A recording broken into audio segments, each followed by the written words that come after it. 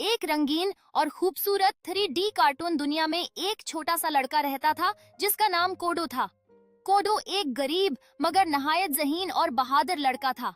उसके बाल भूरे और आंखें चमकदार थीं और वो हमेशा एक पुरानी सी नीली शर्ट और फटे हुए जूते पहनता था।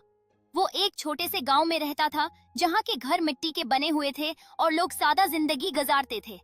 कोडो का एक बड़ा ख्वाब था कि वो एक दिन अमीर बने और अपनी माँ के लिए एक खूबसूरत घर बनाए।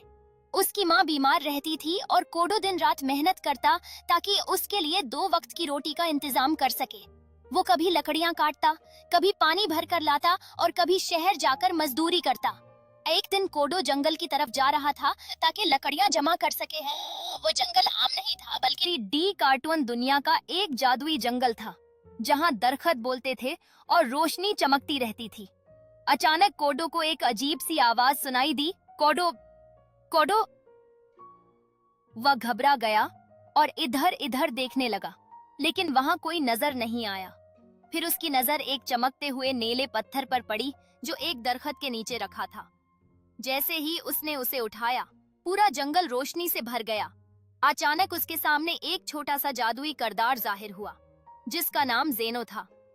ज़ेनो एक नन्हा सा जादुई दोस्त था जिसके पर चमक रहे थे आवाज है।